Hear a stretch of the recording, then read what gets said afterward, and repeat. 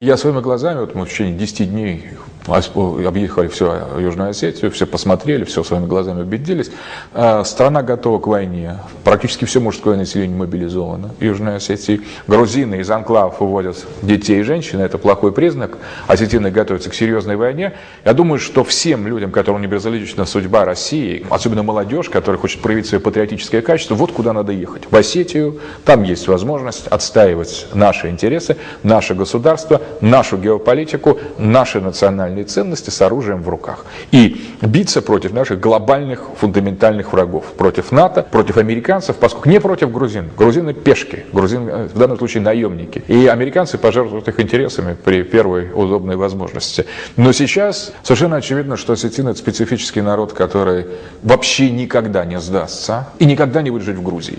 Единственный вариант, который грузины могут тут решить, проблема, если они уничтожат осетинский народ весь, целиком. Это тоже не так просто, поскольку это одни из лучших воинов традиционно, и стоит там каждый воин 10 врагов. Они выросли в горах, они выросли с ружьями, с автоматами, с пулеметами, с тяжелыми, с РПГ. Фактически дети с пеленок играют в минометами. Такой народ не победить, просто не победить. Тем не менее, могут быть очень жесткие столкновения. Грузин подталкивают американцы. И если Россия в ближайшее же время немедленно не признает независимость Южной Осетии, крови, наверное, едва ли можно избежать. При этом хочу подчеркнуть, что конфликта там не между грузинами и осетинами. Это оба православных народа. Там идет столкновение цивилизаций. Вот то самое столкновение цивилизаций, о котором говорит Хантингтон. Грузина ориентирована строго на Запад, на США. Осетина ориентирована строго на Россию. У нас были, кстати, в разные периоды очень хорошие отношения с разными кавказскими народами. Они где-то менялись, где-то потом улучшались. Но осетины были верны вот тому решению своих старейшин, которые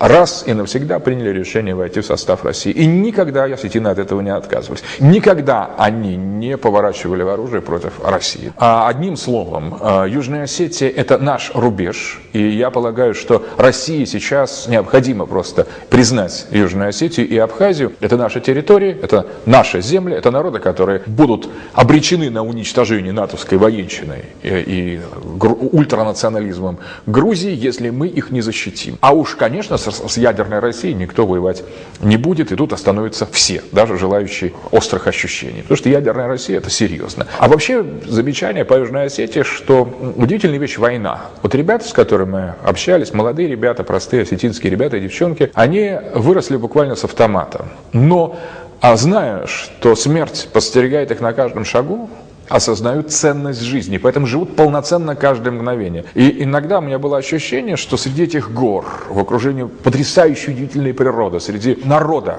который полон ветхими древними преданиями нартовскими, которые живут так, как будто 2000 лет их миновало просто. Это вообще удивительный мир, как будто мы попали там к древним аланам, роксоланам, население древних степей, дикое поле, которые остались в горах, только их потомки. Так вот, такая полноценная жизнь в традиции, с защитой своего отечества, в любви к своему народу, что кажется, что это мгновение, одна секунда этой жизни важнее и ценнее тех вот отвратительных лет, например, в офисе или там с какими-то клубными посиделками, с безысходной, бездарной такой общегородской пьянкой или деревенским таким исчезновением в небытие. При этом осетины пьют с утра до вечера. Они целый день пьют. Они абсолютно трезвые, как стекло, потому что качественное вино, качественный самогон, качественная закуска. Они едят такими ведрами мяса, потрясающее живое баранье, свиное и бычачье мясо.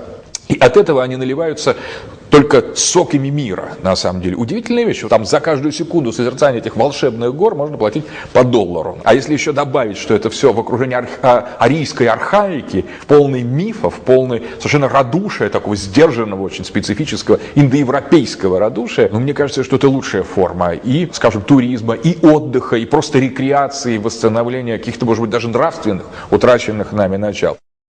Линия нашей цивилизации, линия нашей государственности проходит там. Вместо того, чтобы выкрикивать омерзительные антикавказские лозунги на улицах крупных городов России, молодежь национальная, патриотическая должна ехать туда и защищать русский Кавказ в Южной Осетии.